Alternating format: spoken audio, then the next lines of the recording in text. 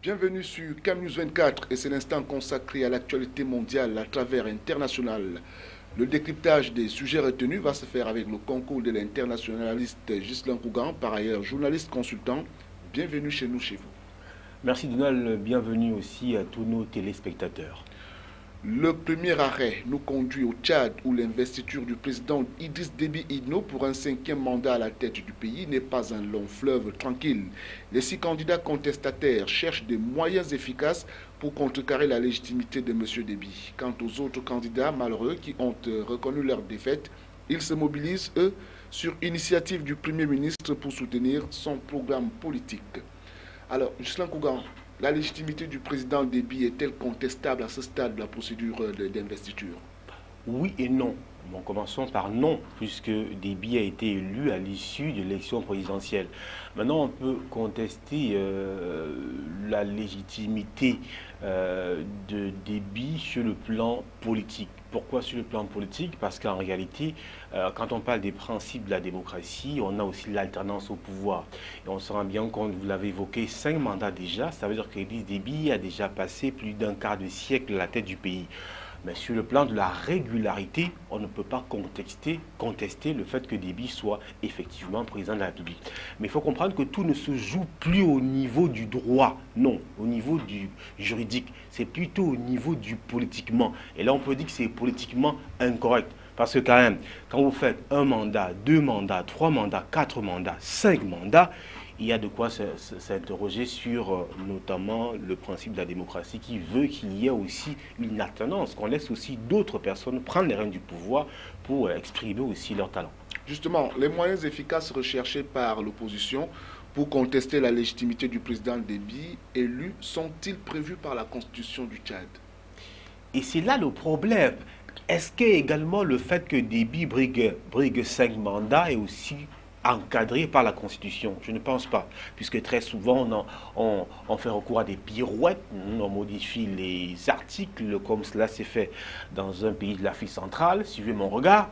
Donc en réalité, on ne focalise pas vraiment, on ne se fie pas véritablement à appliquer stricto sensus la Constitution. Maintenant, est-ce que les moyens déployés ou alors envisagés pour faire partie des billes rentrent en droit de ligne avec la Constitution? Je ne pense pas. Et c'est à ce niveau qu'on revient dans le politique. Parce qu'en réalité, on estime déjà que si quelqu'un prend des moyens qui ne sont pas politiques pour conserver le pouvoir, pour embrigader le pouvoir, pourquoi est-ce que l'opposition ne prendrait pas aussi les moyens non politiques pour aussi faire partie de celui-là? Mais je pense que rentrer dans ce débat, c'est déjà vouloir mettre sur le même palier l'opposition, enfin, le Front uni pour l'opposition en Guinée, au Tchad, avec Déby. Il y a un large fossé entre Déby, entre une centaine de partis qui ont milité pour Déby, et notamment l'opposition. Même s'il faut relever aujourd'hui qu'au Tchad, l'opposition n'a jamais aussi parlé d'une seule et unique voix comme aujourd'hui. C'est pourquoi on estime qu'il ne faut pas très vite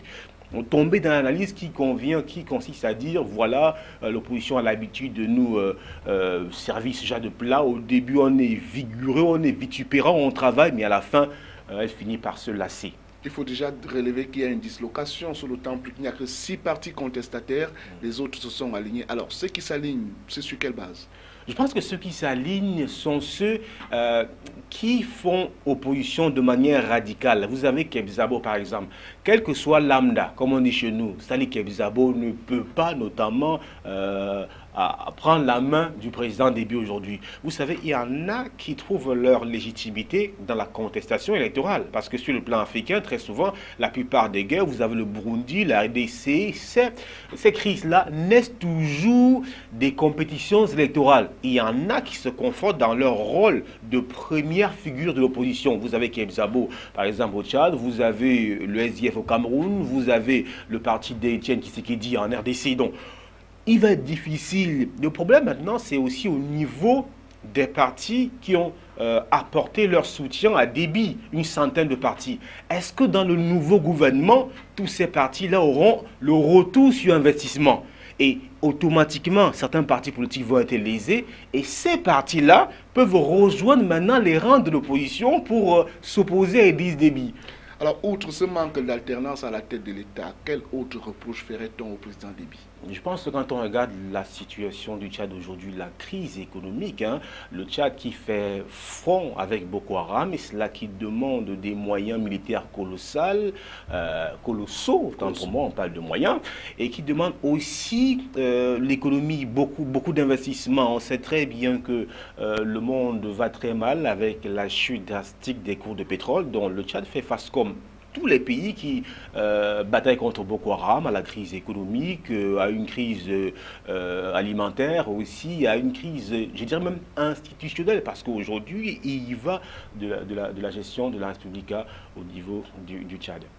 On va quitter le Tchad pour un autre pays africain qui peut-être ne parle pas d'élection. Nous allons au Burundi, qui a donc officiellement réagi dernièrement à l'adoption la semaine dernière par le Conseil de sécurité de l'ONU d'une résolution autorisant le déploiement progressif de 228 policiers de l'ONU sur son territoire. Ces derniers auraient eu pour mandat de tenter de ramener le calme et faire respecter les droits de l'homme. Un millier de personnes ont manifesté ce samedi contre le déploiement des 228 policiers de l'ONU à Bujumbura, capitale burundaise. C'est le ministère de l'Intérieur qui est à l'origine de ce rassemblement. Objectif, dire non à cette nouvelle résolution. Ce que ces 228 vont faire au Burundi à Bujumbura? Rien. Rien. C'est une perte de temps parce que la sécurité est totale à Bujumbura.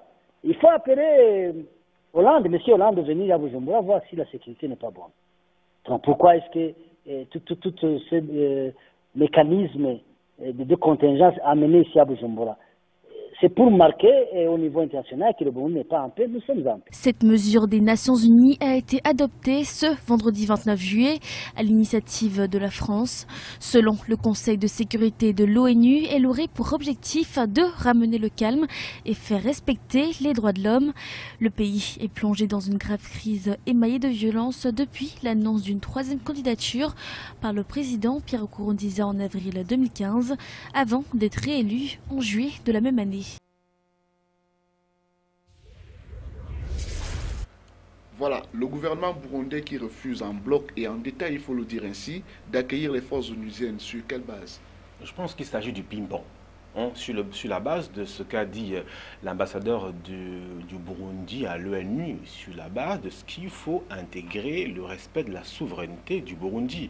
D'ailleurs, il faut qu'on vienne de préciser que l'initiative a été proposée par la France. C'est la France qui a introduit l'initiative au Conseil de sécurité, comme quoi il fallait envoyer 228 policiers de l'ONU pour sécuriser un peu le Burundi aujourd'hui, parce que, estime la France, il y a un bafouement des droits de l'homme, et puis il y a des condamnations, et puis des meurtres par centaines ou par milliers. Mais sauf que même au niveau de l'ONU, cette initiative de la France ne rencontre pas l'unanimité. Vous savez très bien que la Russie et l'Égypte ont dit être favorables à une telle résolution au cas où le Burundi serait aussi d'accord. Ça veut simplement dire que la Russie, vous le savez très bien, n'est pas d'avis avec cette attitude de toujours interventionniste. Alors, le pouvoir du Burundi a accepté à un niveau, dans un premier temps, accepté d'accueillir sur son sol une cinquantaine, je crois, d'experts militaires et puis des droits de l'homme. Sauf que pour le cas, l'ONU parle de 228 policiers. Alors, le pouvoir burundais estime maîtriser la situation et ne trouve pas l'intérêt qu'on déploie sur son sol 228 policiers. Le Burundi en veut une cinquantaine. Ça, c'était au départ. Mais il faut dire qu'avec l'insistance, avec le vote de la résolution au sein de l'ONU aujourd'hui, le Burundi remet encore en question l'éventualité d'accueillir une cinquantaine de policiers onusiens. Peut-être une cinquantaine que le Burundi pouvait contrôler aussi. Effectivement, je pense qu'il y a un souci qui se pose. Très souvent, quand on envoie des casques bleus ou tout ce qu'on envoie, après, on recrimine le pays, ou alors ces casques bleus, de poser des actes inhumains. On prend le cas de la SCA avec des viols par masse, la RDC, c'est pareil. Mais pourquoi à chaque fois on veut toujours augmenter, on veut convoyer des missions et par après, puisque ces missions, la plupart du temps, sont des missions qui sont constituées soit à des policiers de l'ONU, mais qui appartiennent aux pays africains, pas les pays européens. Vous aurez les policiers de la RDC, les policiers du Tchad, les policiers, je sais pas moi, de tous ces pays africains, puisqu'il s'agit d'une résolution, même si elle est votée par l'ONU, elle est aussi sous la bannière de l'Union africaine. Je précise aussi que l'Union africaine également a décidé d'envoyer, je crois, 200 observateurs des droits de l'homme du côté du Burundi. Le Burundi a accepté. Justement, c'est la question que je m'en vais vous poser. Alors, si Bujumbura est catégorique quant à la venue des forces de police de l'ONU, qu'en est-il de sa position s'agissant des observateurs de l'Union africaine, par exemple? Je pense que le Burundi, pour une fois, est logique dans sa démarche. Ça se comprend. Pour l'ONU, vous voulez nous envoyer 228. Nous, on vous dit la situation n'a pas empiré au Burundi. Nous maîtrisons la situation. Mais comme il faut collaborer, on peut recevoir 50 parce que ces 50-là, nous pouvons les contrôler également. C'est la même décision, c'est la même démarche avec l'Union africaine qui va envoyer 200, je crois, il y a 100 observateurs des droits de l'homme et puis 100 experts militaires. Alors, le pays a déjà accueilli 47 sur les 200 que l'Union africaine veut déployer. On comprend très bien la démarche du pays qui ne veut pas être réfractaire à dire je ne veux pas d'intervention, mais qui dit il faudrait que je sois capable de contrôler ceux qui vont rentrer sur notre sol. Maintenant, qui a raison, qui n'a pas raison, je pense qu'aujourd'hui, on ne va pas revenir sur ce que la crise est née de la volonté de Pierre Nkurunziza de briguer un troisième mandat. Ça, on le sait. En 2015, je crois, il a été réélu en juillet. On le sait, c'est clos. Maintenant, est-ce que le Burundi est aussi un cimetière comme ce qu'on veut nous faire croire? Je ne pense pas. Je pense simplement qu'il faut réglementer tout cela et que si d'autres pays de l'ONU, comme la Russie, qui est quand même un géant sur le plan européen, n'est pas d'avis avec une démarche comme celle-là, ça veut dire que quelque part, il y a anguille sous roche. Pourquoi à chaque fois c'est la France qui prend ce genre d'initiative? La France n'a pas un tutorat sur le continent africain, que je sache. À un moment donné, il faudrait qu'on arrête cette politique interventionniste qui consiste à dire les Africains à chaque fois, comme ils se font assister, il faudrait que nous, d'ici, on puisse administrer les pays africains sous le prisme de nos intérêts. Alors, avec votre expertise, que je m'autorise d'interroger, pourquoi le Burundi considère-t-il la France et le Rwanda comme ses ennemis du moment?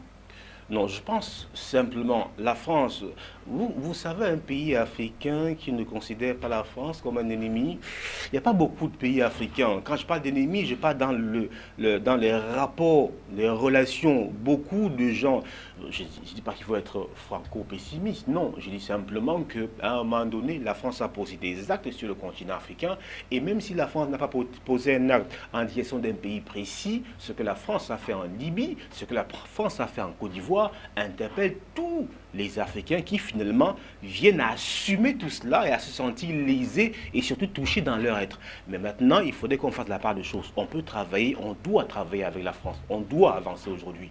Et il s'agit là des partenariats multilatéraux. Donc, le Rwanda c'est un pays voisin. Vous savez, le Rwanda et la Burundi, c'est les pays voisins qui ne s'entendent pas aussi sur le plan politique et puis tout cela. Il y a une guerre déjà entre le Rwanda et le Burundi. Là, on peut comprendre leur échauffourée. Maintenant, avec la France, je tiens à le préciser, la France, il est normal que la France ne s'entende pas avec le Burundi. Lorsque la France prend déjà l'initiative qu'on envoie 228 policiers au sein du pays, ça veut dire que la France remet en question les déclarations de Bujumbura selon lesquelles le pays contrôle la situation. À partir de ce moment, on peut comprendre que le Burundi ne porte pas la France dans son cœur. Nous allons quitter le Burundi puisque vous regardez international, c'est le tour de l'actualité mondiale. Nous allons immédiatement au Venezuela où le président Nicolás Maduro a récemment nommé à la tête du ministère de l'Intérieur un général inculpé la veille par la justice américaine d'implication dans un réseau de trafic de drogue vers les États-Unis. Alors, Ghislain Kougan, le président Maduro n'a-t-il pas peur des représailles, lui qui nomme un général inculpé par la justice américaine?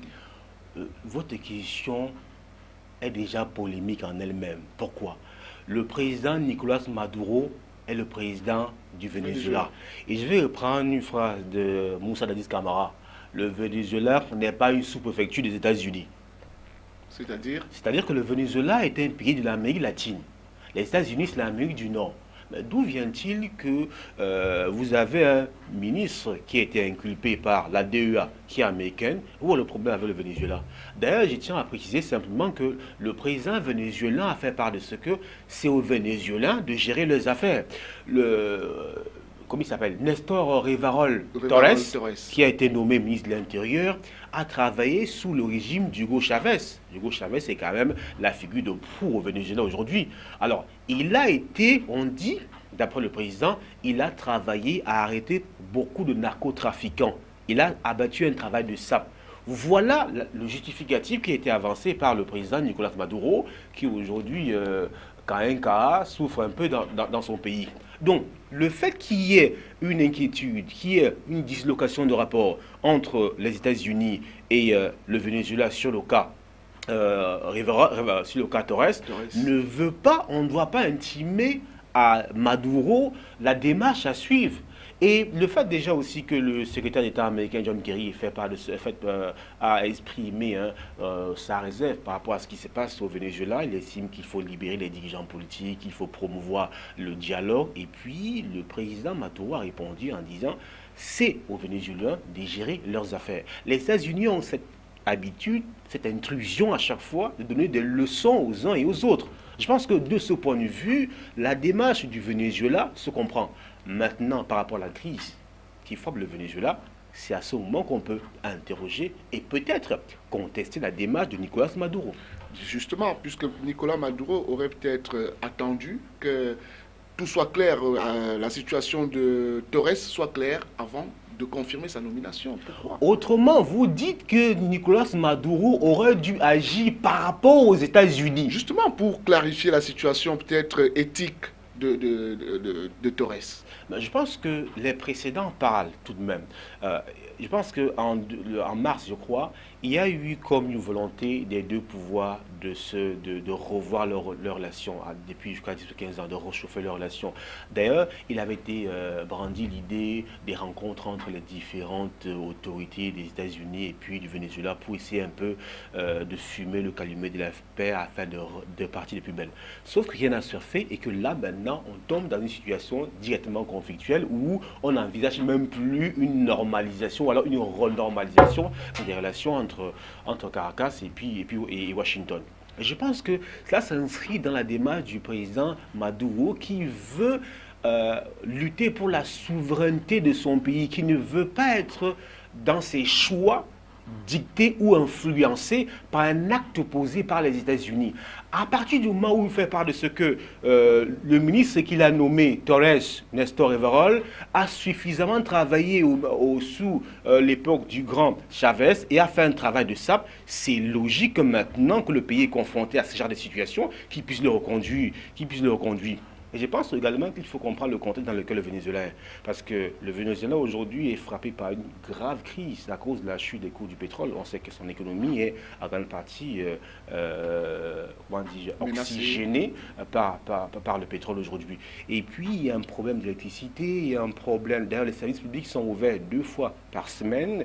Pour ce qui est de la distribution énergétique et alimentaire, sont les policiers et les militaires qui s'en chargent. Donc il y a véritablement une grave crise alimentaire et puis énergétique dans ce pays. Et l'état d'urgence qui a été proclamé par le président est entré en vigueur. Donc, vous comprenez que le Venezuela est dans une situation compliquée. État d'urgence, ça veut dire que le pays peine à trouver des solutions. Là où je peux critiquer la démarche de Maduro, enfin, entre guillemets, c'est qu'il a refusé l'aide humanitaire des États-Unis.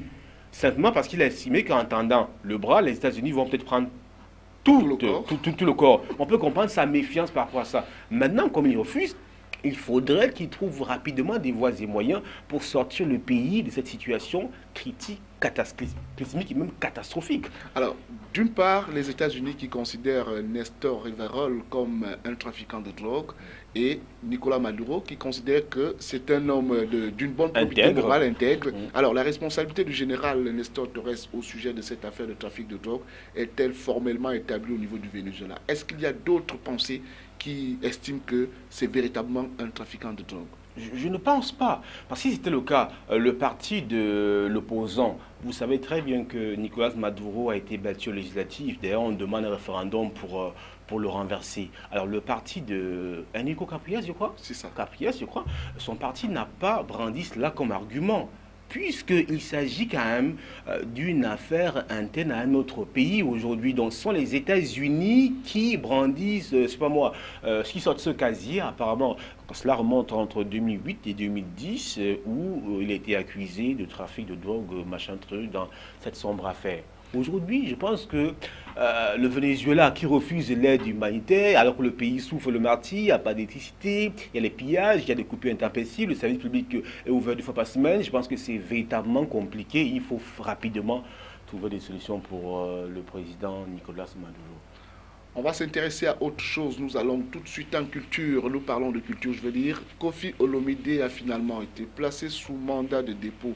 Ses avocats n'ont pas réussi à obtenir la liberté provisoire pour la star congolaise qui est accusée d'avoir battu l'une de ses danseuses au Kenya. La scène avait été enregistrée et tourne en boucle depuis sur les réseaux sociaux. Alors, les faits sont connus. Maintenant, quelle serait l'autre grille de lecture à coller à cette arrestation quand on sait qu'en RDC, il existe ce qu'on appelle là-bas la guerre des Mabanga ou la musique au service du politique? Ouais. Je pense que, premièrement, il y a eu une confusion au niveau de l'information. Voilà. Et là, je le confirme. Koffi Olomide a été libéré, liberté provisoire. Ça, c'est ce qu'on a très rapidement.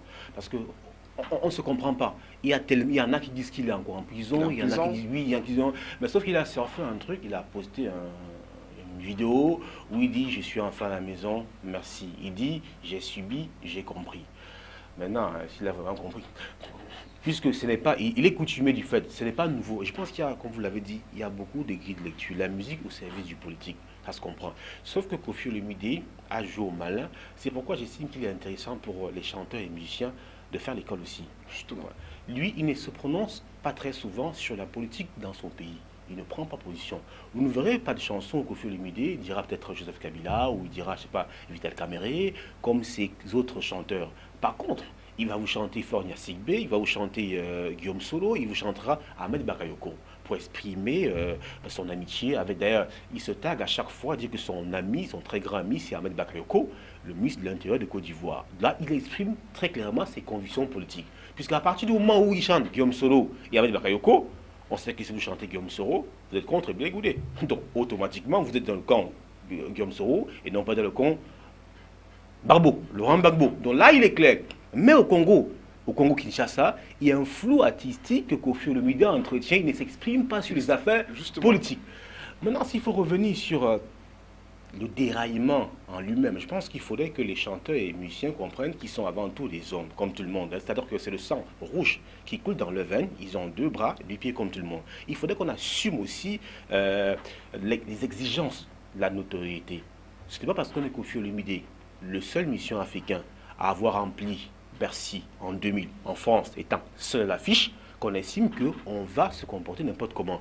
Alors je pense qu'il doit assumer les actes qu'il a posés. Vous savez très bien que je suis un Kofi-phile, mais lorsqu'il faut être logique, il doit assumer les actes qu'il pose au quotidien. Alors la danseuse qu'il a frappée est un être humain qui chante ou qui danse pour lui, qui sûrement le voit comme une idole. Alors il doit se comporter comme tel. Maintenant, il est humain de gaffer, il est humain de se tromper, mais il est aussi humain de ne pas répéter à chaque fois.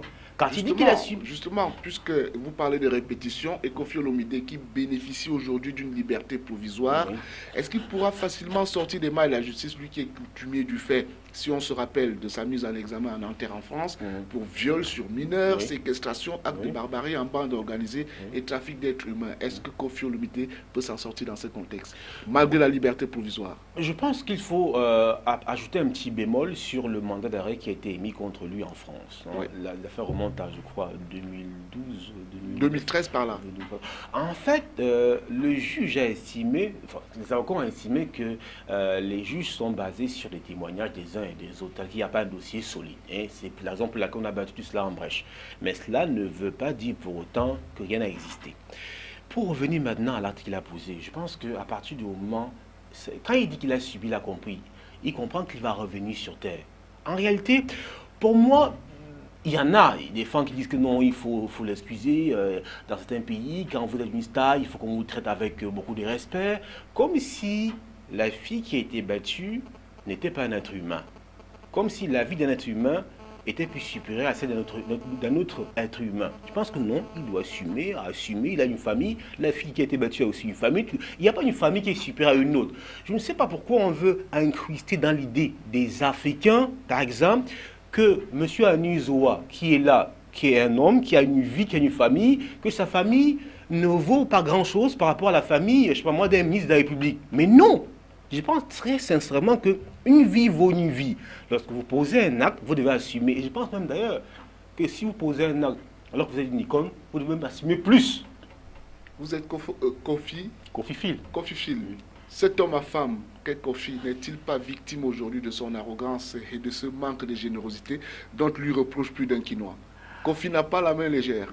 Kofi ne partage pas beaucoup. Oui, il le dit parce qu'il a trimé, il a travaillé pour arriver là. À partir de ce moment donné, je ne suis pas partisan de ceux qui pensent que comme vous avez réussi, vous devez forcément partager. Non, vous partagez ce que vous voulez. Les pharaons que font les Samuel Eto'o et un ensemble de personnes, je peux déplacer le débat sur notre champ. Vous avez Drogba, Didier et Samuel Eto'o. Drogba ne faute pas beaucoup d'argent. Et Samuel Eto'o, il partage. Vous pensez que j'aurais plus d'estime pour Samuel Eto'o parce qu'il partage que Drogba qui partage moins? Chacun sait d'où il vient. Chacun sait comment il a battu, travaillé pour arriver au sommet. Et vous voyez que très souvent, ceux qui partagent beaucoup ont aussi beaucoup de casseroles. C'est le cas de Kofi Olomide. Il ne partage pas, mais il a beaucoup de casseroles.